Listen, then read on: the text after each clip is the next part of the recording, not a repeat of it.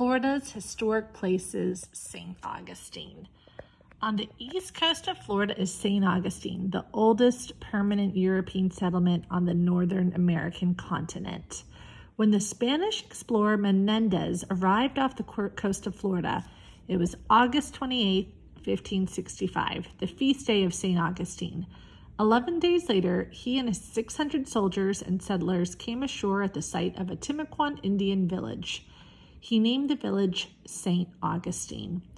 Once the coast of Florida was firmly under Spanish control, Menendez set to work building the town. He established missions to the Indians for the church and explored the surrounding land. Thus, St. Augustine was founded long before the Pilgrims landed on Plymouth Rock 55 years later. Over the next 200 years, the English and pirates attacked St. Augustine. In 1586, the Englishman Sir Francis Drake attacked and burned the town. Finally, as assaults became more frequent, Spain authorized the building of a stone fort for protection. The Castillo de San Marcos took 23 years to build.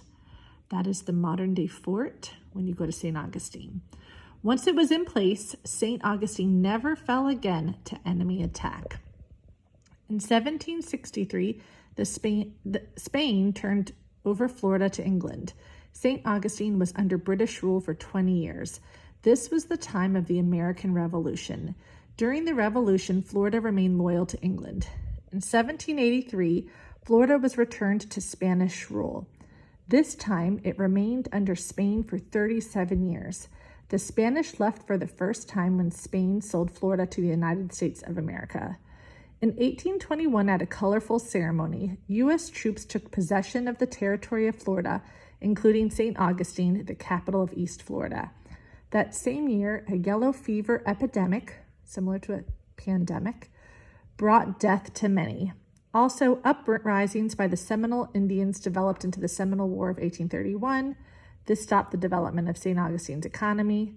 In 1845, when Florida was admitted to the Union, the capital of East Florida was moved from St. Augustine to Tallahassee. This was a compromise between St. Augustine and Pensacola because both places were difficult to reach from most parts of the state. The town had begun to prosper, but then the Civil War started. Although Florida had seceded from the Union to join the Confederacy, St. Augustine was occupied by the Union troops throughout most of the conflict. At the end of the war in 1865, St. Augustine was 300 years old. In the 1880s, the sleepy old Spanish town began to thrive again with the arrival of Henry M. Flagler.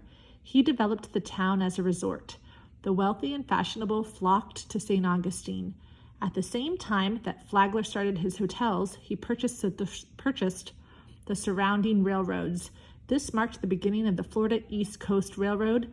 As Florida developed, tourists arrived to relax and explore. Although fires have wiped out many historic buildings, the state has an ongoing preservation effort. Many of the historic structures have been restored to their original appearance. St. Augustine has now become a center of colonial Spanish culture and popular destination for visitors. Visitors can tour a Spanish Quarter village. Here they can meet people portraying the residents and craftspeople of the middle 1700s. A popular destination is the Gonzales Alvarez House, known to generations of tourists as the oldest house. It is one of the country's most studied and best documented old houses. The exhibits of the Spanish Military Hospital provide a look into the early medical care and treatment.